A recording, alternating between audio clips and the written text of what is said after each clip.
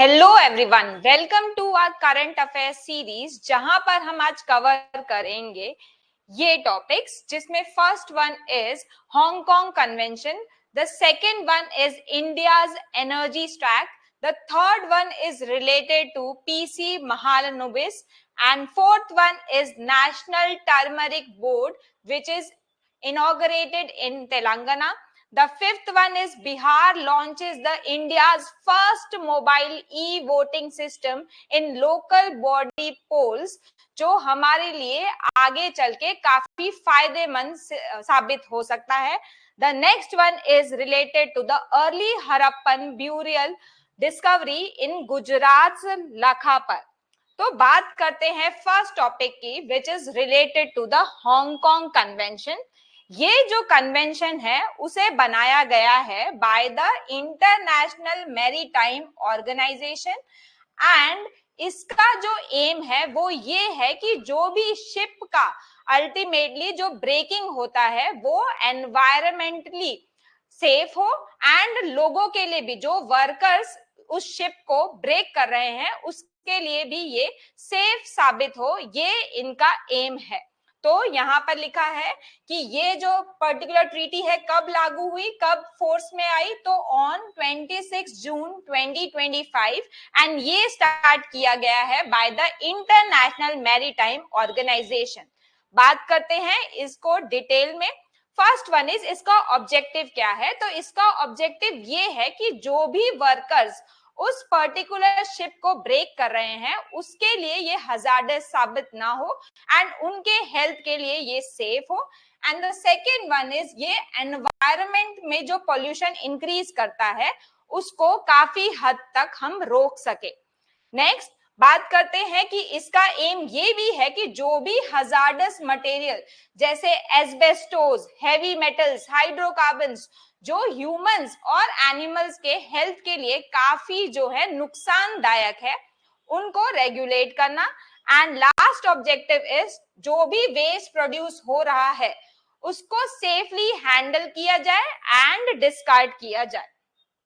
इससे ये होगा कि जो ओवरऑल ह्यूमंस और एनवायरनमेंट पे जो इम्पैक्ट पड़ता है उसको कम किया जा सके.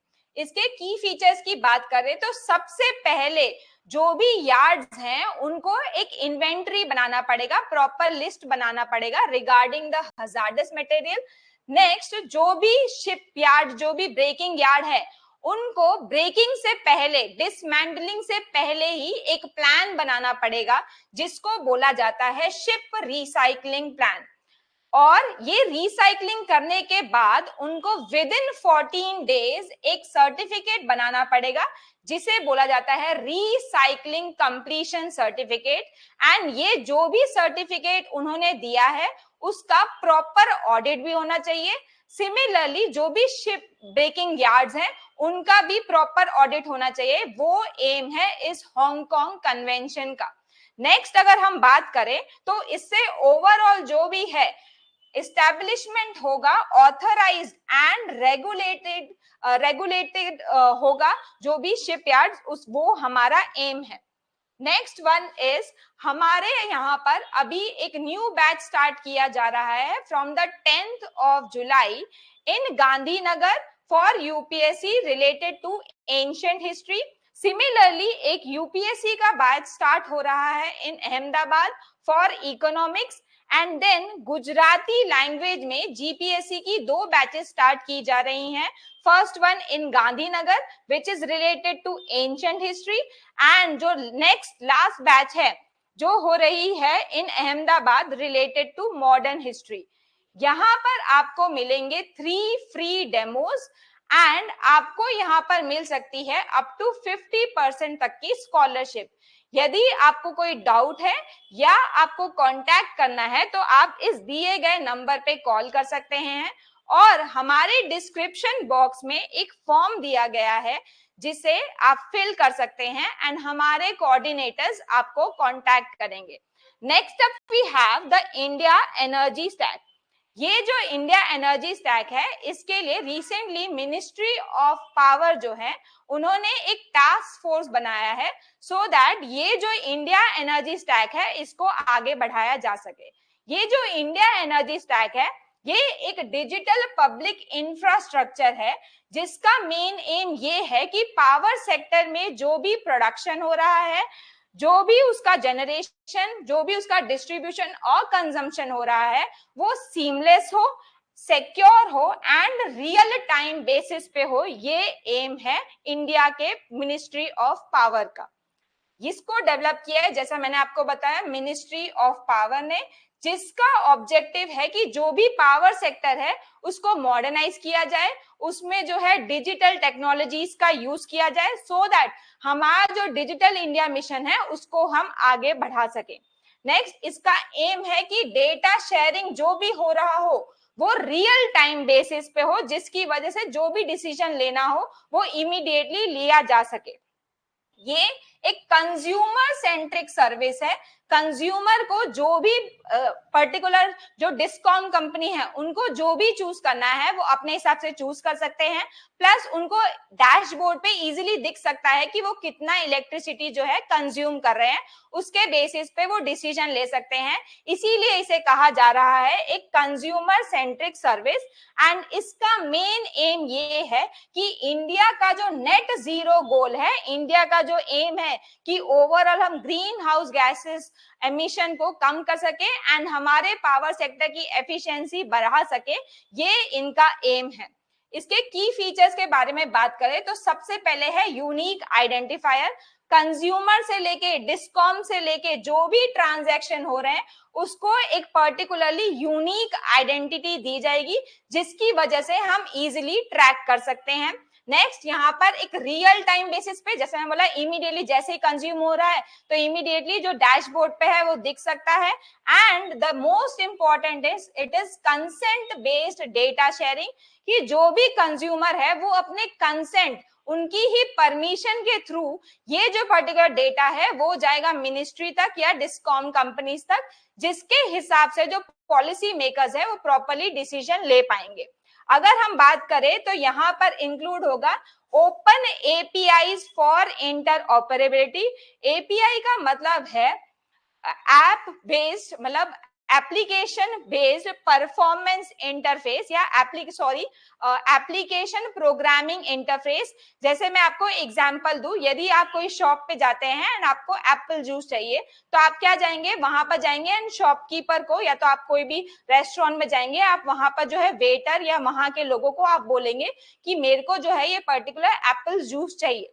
तो आप क्या उनके किचन में जाते हैं? नहीं, आप जो है डायरेक्टली जो है उस पर्टिकुलर पर्सन को आप ये बोलते हैं कि मुझे एप्पल जूस चाहिए, तो वो आपको दे देता है। तो वो एक इंटरफेस की तरह काम करता है जिसे बोला जाता है API, that is application programming interface.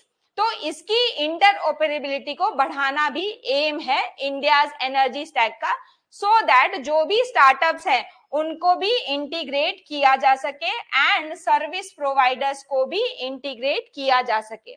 Next, हम बात करते हैं regarding the utility intelligence platform, कि यहाँ पर जो है कंज्यूमर को डैशबोर्ड दिया जाएगा, वहां पर वो देख सकते हैं कि कितना उन्होंने इस पर्टिकुलर आवर में या इस पर्टिकुलर दिन में उन्होंने जो है इलेक्ट्रिसिटी कंज्यूम किया है, उसके हिसाब से वो जो है डिसीजन लेते हैं।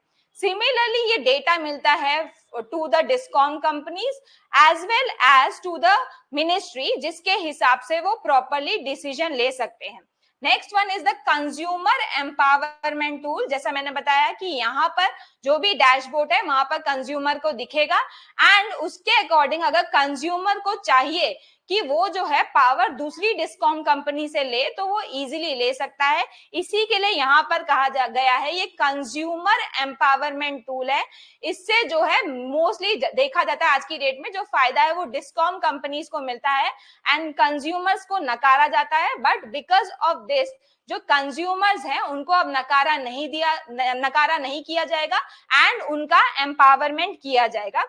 इसकी वजह से कुछ जो हमको आउटकम्स देखने के लिए मिलेंगे first one is white paper. White paper मतलब ये है कि कंज्यूमर को यदि कुछ फीडबैक देना है तो वो discom company and policy makers को ये फीडबैक दे सकते हैं। हाल फिलहाल ये जो पर्टिकुलर स्टैक है वो शुरू किया गया है on pilot basis in Delhi, Gujarat and Mumbai. And यहाँ से अगर हमको इसका फायदा देखने के लिए मिलता है तो ये ओवरऑल इंडिया पे लागू किया जाएगा।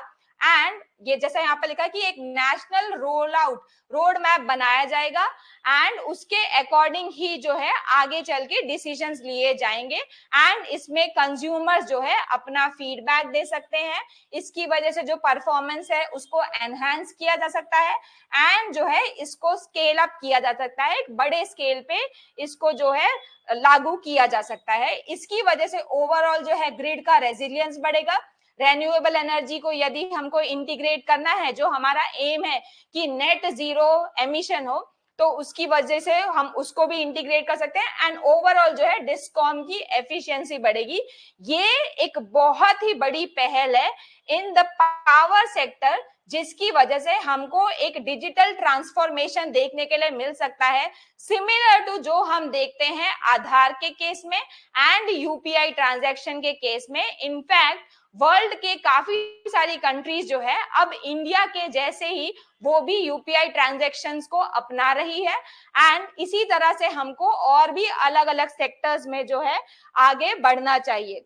Next up we have PC Mahalanobis. इनके रिलेटेड ये बात है कि हाल ही में on the 29th of June 2025 यहाँ पर उनकी बर्थ एनिवर्सरी सेलिब्रेट की गई है एंड उसका जो थीम है वो था 75 years of national sample survey, because national sample survey को 1950 में बनाया गया था, उसको अभी सिर्फ और सिर्फ 75 इयर्स ही हुए हैं।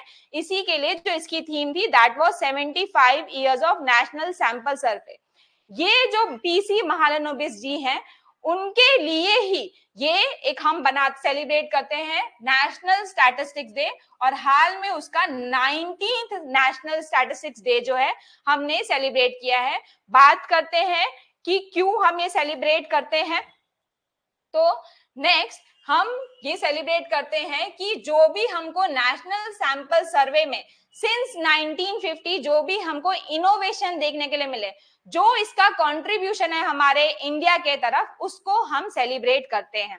इसका ऑब्जेक्टिव ये है कि जो भी यूथ हो उनको अवेयरनेस मिले कि नेशनल सैंपल सर्वे कितना महत्वपूर्ण है, उसी के बेसिस पे पॉलिसी मेकर्स जो हैं वो डिसीजन लेते हैं एंड उसमें इंडिया ने क्या क्या इनोवेशन किया है, कैसे रियल टाइम पे भी डेटा जो है उसको इंटीग्रेट किया है, वो यूथ को सीखने की जरूरत है। बात करते हैं हु इज पीसी महालनोबिस, तो उनका फुल नाम है प्रशांत चंद्र महालनोबिस, जिनका बर्थ हुआ था इन द ईयर 1893 और ये बहुत ही महान इंडियन स्टैटिस्टिशियन है, प्लानर है एंड एक इंस्टीट्यूशन बिल्डर है। बात करते हैं इन्होंने कौन सा इंस्टीट्यूशन बनाया है, तो इन्होंने बनाया Indian statistic institute in Kolkata in the year 1931। इसके अलावा जो उन्होंने बनाया है वो है महालनोबिस डिस्टेंस, जो दो पॉइंट्स के बीच में मल्टीवेरिएट जो पॉइंट डेटा होता है उसमें दो पॉइंट के बीच में डिस्टेंस जो है उसको कैलकुलेट किया जाता है। नेक्स्ट ये इन्होंने नेशनल सैंपल सर्वे जो है इन द ईयर 1950 बनाया था, जहां पर हाउस होल्ड जो है उनका सर्वे किया गया था एंड सैंपल्स जो है लिए गए थे। यही जो सैंपल टेक्निक है आज की डेट पे हम देख सकते हैं इंडिया को एक ग्लोबल लीडर बनाने में महत्वपूर्ण साबित हो सकता है। नेक्स्ट इनका जो एक और जो कंट्रीब्यूशन है वो ये है कि इन्होंने इंडिया के जो 5 ईयर प्लान्स थे उसका जो सेकेंड 5 ईयर प्लान है उसमें बहुत ही महत्वपूर्ण योगदान दिया। उन्होंने बोला कि अब जरूरत है इकोनॉमी को हेवी इंडस्ट्री के थ्रू आगे बढ़ाना, इसीलिए उसका जो पर्टिकुलर प्लान है उसका नाम दिया गया महालनोबिस मॉडल। ठीक है, इसी वजह से इंडिया जो है प्लान्ड इकोनॉमी जो है आगे बढ़ पाया है। इन्होंने फ्लड मैनेजमेंट स्टडी भी की। बंगाल और ओडिशा में काफी फ्लड देखने के लिए मिलता था, उसके लिए जो भी इंफ्रास्ट्रक्चर बनाया जा रहा था उसके लिए इन्होंने एक स्टैटिस्टिकल मॉडल निकाला एंड उसमें से जो रिजल्ट लिया तब पता चला कि इंफ्रास्ट्रक्चर जो है इस हिसाब से बनाया जा सकता है, उसकी एफिशिएंसी बढ़ाई, प्लस जो फालतू के खर्चे हो रहे थे इनकी वजह से वो डिक्रीज हो पाया। And the last one is, इन्होंने एक जर्नल जो है संख्या जो है उसको फाउंड किया है, इसलिए इनको बोला जाता है संख्या के फाउंडर, जो एक जर्नल है रिलेटेड टू स्टैटिस्टिकल मॉडल, जो भी एकेडमिक रिसर्च हो रहा है स्टैटिक्स में वो उसमें लिखा जाता है। Next up we have the national turmeric board, जो बनाया गया है तेलंगाना में। एंड तेलंगाना की एरिया के बारे में बात करें तो ये बनाया गया है इन द निजामाबाद। 40 इयर्स से फार्मर्स की ये डिमांड थी कि हमारे लिए एक टर्मरिक बोर्ड बनाया जाए, तो ये बोर्ड अब बन चुका है। एंड ये एक स्टैट्यूटरी बॉडी है जिसका मेन एम ये है कि जो टर्मरिक जो इंडिया में प्रोड्यूस हो रहा है उसको प्रमोट किया जाए, उसका ज्यादा सेल किया जाए, उसको रेगुलेट किया जाए, ताकि ज्यादा से ज्यादा जो है हम एक्सपोर्ट कर सके एंड जो हमारी इकोनॉमी है वो डेवलप हो सके। बात करते हैं इसका हेडक्वार्टर, तो जैसा बात किया गया निजामाबाद, क्योंकि निजामाबाद को बोला जाता है एक turmeric capital of India. Overall जो तेलंगाना है वहां पर टर्मरिक जो है बहुत ज्यादा डेवलप होता है। इसमें कौन कौन सी मिनिस्ट्री इन्वॉल्व है, तो कॉमर्स, बिकॉज हम एक्सपोर्ट कर रहे हैं, आयुष मिनिस्ट्री, बिकॉज आयुर्वेदिक में टर्मरिक का जो है बहुत ही महत्वपूर्ण योगदान है। सिमिलरली ये टर्मरिक जो है आज की डेट में एलोपैथिक मेडिसिन में भी यूज हो सकता है होता है, इसीलिए इसको डिपार्टमेंट ऑफ फार्मास्यूटिकल्स जो है उसको भी इंक्लूड किया गया है। एंड प्लस इंक्लूड हुआ है मिनिस्ट्री ऑफ कॉर्पोरेशन। बात करते हैं ये जो पर्टिकुलर टर्मरिक बोर्ड है इसमें किस किस को इंक्लूड किया जाएगा। सबसे पहले होंगे चेयरपर्सन, जो गवर्नमेंट डिसाइड करेगी। नेक्स्ट यहाँ पर जो है डिपार्टमेंट ऑफ कॉमर्स के सेक्रेटरी रहेंगे, बिकॉज इसमें ट्रेडिंग जो है वो मेन एम है। और मेंबर्स रहेंगे, जैसा मैंने अलग अलग मिनिस्ट्री के बारे में बताया, AYUSH ministry, commerce ministry, pharmaceutical ministry, as well as agriculture ministry, because turmeric को जो है वो ग्रो किया जा रहा है इन द फील्ड्स, इसलिए एग्रीकल्चर जो मिनिस्ट्री है वो भी काफी महत्वपूर्ण है। बात करते हैं कि कौन कौन से स्टेट के इसमें रिप्रेजेंटेटिव होंगे, तो जो मेजर प्रोड्यूसिंग स्टेट है जैसे तेलंगाना, महाराष्ट्र एंड मेघालय, वहां के जो भी मेंबर्स होंगे उनको इंक्लूड किया जाएगा इन दिस। नेक्स्ट जो फार्मर्स होते हैं, फार्मर्स में से भी कुछ रिप्रेजेंटेटिव होंगे, जैसे यहाँ पे लिखा है फार्मर के रिप्रेजेंटेटिव, फिर कुछ जो एक्सपोर्टर्स हैं उनके रिप्रेजेंटेटिव, एज वेल एज कुछ कुछ रिसर्च इंस्टीट्यूशंस जो टर्मरिक पे काम कर रहे हैं उनको भी इस बोर्ड में इंक्लूड किया जाएगा। बात करते हैं इसके ऑब्जेक्टिव्स की, तो इसका मेन एम ये है कि जो टर्मरिक प्रोडक्ट्स है उसको आगे बढ़ाया जाए, उसमें वैल्यू एडिशन किया जाए, उसकी ब्रांडिंग किया जाए, सो दैट वर्ल्ड लेवल पे जो है इंडिया के टर्मरिक की बात की जाए। अगर इसका मेन एम एक और ये है कि जो भी मिडल मैन है, क्योंकि फार्मर्स का अल्टीमेटली क्या होता है, because of the middle man income कम हो जाता है, तो उनका इनकम बढ़ाने का एम है इस टर्मरिक बोर्ड का। इसकी वजह से ग्लोबल लेवल पे टर्मरिक जो है उसका क्या मेडिसिनल प्रॉपर्टी, जैसे आपने देखा होगा आज भी गांव में जो है कभी कुछ लग गया किसी को चोट तो इमीडिएटली उसके ऊपर जो है वो टर्मरिक लगाते हैं, क्योंकि टर्मरिक जो है इन्फ्लामेशन कम कर देता है एंड इसकी बहुत ही अच्छी मेडिसिनल प्रॉपर्टी है। नेक्स्ट इसमें मेन एम है कि लॉजिस्टिक्स और जो क्वालिटी स्टैंडर्ड्स है उसका बढ़ाया जाए, स्किल डेवलपमेंट किया जाए, ताकि टर्मरिक का प्रॉपर तरीके से कल्टीवेशन हो सके। फंक्शन की अगर बात करें तो एंड टू एंड, मतलब फार्मर से लेके एक्सपोर्ट करने तक का प्रॉपरली इंफ्रास्ट्रक्चर बनाना है। फिर इस जीआई टैग, ऑर्गेनिक जो टर्मरिक बन रहा है उसको प्रॉपरली जीआई टैग दिया जाए, सो दैट हम आइडेंटिफाई कर पाए कि कौन सा टर्मरिक ज्यादा बेस्ट है। नेक्स्ट कि जो इंटरनेशनल लेवल पे जो भी फूड के जो भी नॉर्म्स है, जो भी सेफ्टी के नॉर्म्स है वो हम फॉलो कर सके, वो काम है टर्मरिक बोर्ड का देखना, ओवरऑल ऑडिट करना। नेक्स्ट जो अलग अलग स्पाइसेस बोर्ड है या हम बात करें अलग अलग जो कोऑपरेटिव्स है उनके साथ भी एक संतुलन बनाया जा सके, ये मेन है इसका। अगर बात करें कि एग्जैक्टली ये टर्मरिक है क्या, तो टर्मरिक का साइंटिफिक नेम है कुर्क्यूमा लॉन्गा, एंड ये लिखा है कुर्क्यूमा लॉन्गा, एंड एक ये राइजोमेटस हर्बेशियस प्लांट है। इसका मतलब क्या है, राइजोम यूज होता है। जो भी स्टेम होता है, स्टेम का मॉडिफिकेशन वो अंडरग्राउंड, आगे चल के वो जो स्टेम है वो आगे चल के वुडन स्टेम नहीं बन पाया है, एंड वो जो पर्टिकुलर राइजोम है उसको बोला जाता है टर्मरिक। आप लोगों ने देखा भी होगा, एंड इसकी बहुत ही कलिनरी, मतलब हम खाने में यूज करते हैं, मेडिसिनल वैल्यू है, एंड डाइंग कलरिंग के लिए भी, क्योंकि येलो कलर जो है इसका बहुत स्ट्रॉन्ग होता है, इसके लिए इसको कलरिंग में भी यूज किया जाता है। इसको बोला जाता है द गोल्डन स्पाइस। तो कभी आएगा कि गोल्डन स्पाइस क्या है, तो दैट इज टर्मरिक, एंड ये इंडिया के एग्रीकल्चर के लिए सेंट्रल है, मतलब काफी इंपॉर्टेंट है। इसको मोर देन 20 इंडियन स्टेट्स में उगाया जाता है। इसके टेम्परेचर की बात करें तो इसको 20 से 30 डिग्री तक का टेम्परेचर चाहिए। ये रेन फेड और जो इरिगेशन एरियाज है वहां दोनों में उगाया जा सकता है, एंड इसको जो सॉइल चाहिए वो चाहिए लोमी सॉइल। अगर हम फैक्ट्स की बात करें तो इंडिया जो है वर्ल्ड का 75% जो है ग्लोबल लेवल पे टर्मरिक जो है उसको उगाता है। एंड अगर हम बात करें तो कितना एरिया है, तो 3.24 लाख हेक्टेयर जो है वहां पर कल्टीवेशन होता है। प्रोडक्शन की बात करें तो 11.61 लाख टन का हम प्रोडक्शन करते हैं, जिसमें से हम 1.53 लाख टन जो है उसका एक्सपोर्ट करते हैं। फ्यूचर में हमारा एम ये है कि हम इसको by the year 2030 1 billion US dollar तक ले जा सके, एंड हमारा ये एम है कि इसको एक्सपोर्ट किया जाए to Bangladesh, UAE, USA and Malaysia जैसे कंट्री में।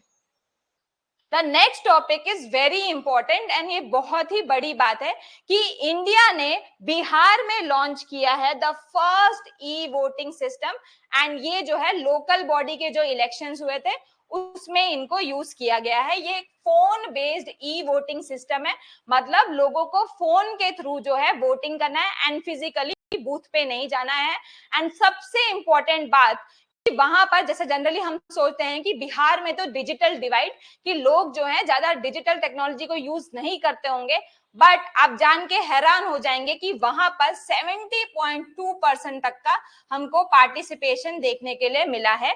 ये यूज किया गया है लोकल बॉडी में, एंड ये एक इलेक्ट्रॉनिक वोटिंग सिस्टम है जहां पर लोगों को फिजिकली जाके वोट नहीं देना है, घर बैठे अपनी सुविधा अनुसार वो वोट दे सकते हैं, जिसकी वजह से जो भी सपोज प्रेग्नेंट वुमेन है या एल्डरली वुमेन है जो वहां पर नहीं जा सकते, कुछ डिसेबल, तो उनके लिए ये काफी अच्छा हो जाता है। इसके थ्रू जो है हम डिजिटल इंडिया को बढ़ा सकते हैं, डिजिटल एम्पावरमेंट है वो बढ़ सकता है।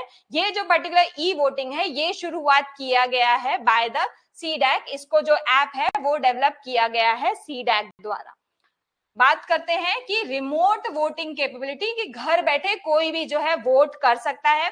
अभी इसमें कोई भी रैंडम पर्सन जाके, आप सोचोगे कि इसमें तो कोई भी जाके वोटिंग कर सकता है, तो नहीं, इसमें जो है फेशियल रिकॉग्निशन टेक्नोलॉजी वो ली जाएगी, एंड उसके बाद ये वोटिंग किया जाएगा ताकि कौन सा वोटर जो है वो वोट कर रहा है उसको आइडेंटिफाई किया जाए।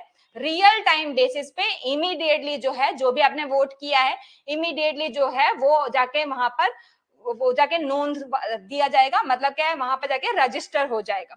मल्टीलिंगुअल, कि काफी लोगों को, जैसे वहां के लोग हैं उनको लोकल लैंग्वेज आती है या उनको हिंदी आता है, उनको इंग्लिश नहीं है आती है, तो इसकी वजह से ये जो है मल्टीलिंगुअल बनाया गया है, अलग अलग जो है भाषा में इनको बनाया गया है, सो दैट लोग इजिली वोटिंग कर सके। इसका टेम्परिंग, कि मतलब कोई कोई छेड़छाड़ ना करा, इसीलिए वहां पर जो है ब्लॉकचेन टेक्नोलॉजी का यूज किया गया है। फेशियल रिकॉग्निशन, जैसे मैंने आपको बताया है कि जो वोट दे रहा है उसका जो फेस है उसको रिकॉग्नाइज किया जाएगा, एंड तब वोटिंग होगी। एंड सिर्फ और सिर्फ 2 यूजर्स उस पर्टिकुलर जो भी नंबर होगा वहां पर, उस मोबाइल नंबर पे सिर्फ और सिर्फ 2 लोग ही जाके वोटिंग कर सकते हैं। इस पर्टिकुलर वजह से इसका प्रॉपरली टाइम टू टाइम जो है ऑडिट भी किया जाएगा, कि मान लो कि कहीं पर कुछ छेड़खानी तो नहीं होगी, तो इसकी अकाउंटेबिलिटी जो है उसको बढ़ाया जा रहा है। अगर बात करें कि सबसे पहले कौन था, तो विभा कुमारी जो है ईस्ट चंपारण से, उन्होंने ये फर्स्ट वोटिंग किया है। इसकी वजह से जो हमारा डिजिटल इंडिया मिशन है वो आगे बढ़ रहा है। हम यहाँ पर स्मार्ट गवर्नेंस है उसको शोकेस कर रहे हैं, एंड फ्यूचर में हम ये नेशनल लेवल के इलेक्शंस में भी यूज कर सके, ऐसा हमारा एम है। The next topic is related to the early Harappan burial site, जो हमको मिली है लाखापर कच्छ में। एंड ये जो है दिखाता है कि कैसे अर्ली हड़प्पन और चालकोलिथिक ग्रुप में एक रिलेशन है। तो ये बहुत ही बड़ी बात है। ये मिला है in the Lakhapar village, Kutch district. And ये जो है पर्टिकुलर जो एक्सकावेशन है वो कंडक्ट किया गया है by the university of Kerala. And उनका जो डिपार्टमेंट है, डिपार्टमेंट ऑफ आर्कियोलॉजी, उन्होंने ये कंडक्ट किया है। बात करते हैं इस डिस्कवरी की, तो ये दिखाता है एक अर्ली हड़प्पन हैबिटेशन जो हुआ होगा by the year in the year 3300 से लेकर 2600 BCE में। ये जो है इसी के नियर बाय एक साइट पहले भी मिली थी जिसका नाम है जूना खटिया। तो यहाँ से देख के पता चलता है कि पूरा ओवरऑल जो वेस्टर्न इंडिया है वहां तक भी जो हड़प्पन सिविलाइजेशन है वो हमको देखने के लिए मिलती है। ये एक प्री प्रभास पॉटरी रीजन वाला है एरिया। मतलब प्रभास मतलब जो सोमनाथ वगैरह एरिया है सौराष्ट्र में जो हमको एरिया देखने के लिए मिलता है उसको बोला जाता है प्रभास पॉटरी एरिया कल्चर, जो आता है लेट हड़प्पन में। बट ये जो है it is early Harappan stage जो हमको जनरली कहीं पर भी देखने के लिए नहीं मिलता है। तो यहाँ पर हमको कैसे एक सिमिलैरिटी देखने के लिए मिल रही है विद द प्रभास कल्चर, मतलब अर्ली हड़प्पन और लेट हड़प्पन के बीच में हमको जो है सिमिलैरिटी देखने के लिए मिल रही है। सिमिलरली हम कह सकते हैं कि हमको इसकी वजह से एक चालकोलिथिक कल्चर, मतलब स्टोन एंड जो कॉपर है उसका कॉम्बिनेशन वाला जो कल्चर है वो जो सौराष्ट्र में हमको देखने के लिए मिलता है उससे रिलेशन है। एंड इसका जो भी पर्टिकुलर जो हमको एविडेंस देखने के लिए मिलता है वो सिंध रीजन के भी इक्विवेलेंट है। मतलब वहां पर जो हमको एरियाज दिखे हैं उसकी और इसके जो फीचर्स है लगभग सिमिलर है। तो इससे हम कह सकते हैं कि सिंध रीजन और जो हमारा गुजरात रीजन है उसमें कहीं ना कहीं जो है पहले एक इंटरेक्शन हुआ होगा। यहाँ पर भी हमको जो है एक प्रॉपर सिटी जो टाउन प्लानिंग है वो देखने के लिए मिलता है। और हमको यहाँ पर देखने के लिए मिला है कि सैंडस्टोन और जो शेल जो है उस पर्टिकुलर चीज से वहां पर जो है कंस्ट्रक्शन किया गया है। ये जो पर्टिकुलर है इससे हम देख सकते हैं कि एक इंटरकनेक्टेड सेटलमेंट नेटवर्क है जो बाजू में जूना खटिया है और जो ये पर्टिकुलर रीजन है लाखापर वाला, इन दोनों जो एरिया है ये बड़ा बन के दोनों मिलके एक वास्ट एरिया जो है वो गुजरात में बनाते हैं। तो हमको एक अर्ली हड़प्पन स्टेज जो है वो गुजरात में देखने के लिए मिलता है। इससे हमको क्या सिग्निफिकेंस है कि एक हमारे यहाँ पर अर्ली हड़प्पन जो है वो स्टेज देखने के लिए मिला। दूसरा ये है कि हमारे गुजरात में वेस्टर्न इंडिया में हमको जो है ये पर्टिकुलर जो हड़प्पन सिविलाइजेशन है वो उस टाइम पे थी वो देखने के लिए मिल रहा है। लिंक मिला हमको चालकोलिथिक और हड़प्पन कल्चर के बीच में, क्योंकि चालकोलिथिक जो पर्टिकुलर एज है वहां का जो पर्टिकुलर एग्जाम्पल है वो है प्रभास। एंड ये जो है सिमिलरली प्रभास के ही दिख रहा है। तो इससे हमको दिखता है कि प्रभास और इनमें एक कल्चरल इंटरेक्शन है। एंड यहाँ पर हमको दिखता है जो भी एग्रीकल्चर के पैस्टोरलिस्ट है या तो जो भी इन जनरल पैस्टोरलिस्ट उसमें भी इंटरेक्शन देखने के लिए मिलता है। एंड जो भी हमको जो डेटा गैप्स थे अभी तक जो हमको प्रॉब्लम्स मिलती थी इस पर्टिकुलर साइट्स की वजह से हम उसको सॉल्व कर पा रहे हैं। एंड हमको एक कल्चरल क्रोनोलॉजी दिख रही है कि गुजरात में और गुजरात और सिंध के बीच में जो पेनिनसुलर इंडिया है, अगर बात करें सिंध मतलब पाकिस्तान और पेनिनसुलर एरिया मतलब जो भी डेक्कन रीजन है उसके बीच में ये जो गुजरात है एक कल्चरल लिंक की तरह साबित हो रहा है। That's it for today. Thank you so much for watching this video. If you like this video, please like, share and subscribe. And अगर आपको इस लेक्चर की PDF चाहिए तो वो आपको डिस्क्रिप्शन बॉक्स में एक टेलीग्राम चैनल का लिंक है, वहां पर आपको बोथ इंग्लिश एंड गुजराती में इसकी PDF मिल जाएगी। Thank you so much for watching. Thank you so much.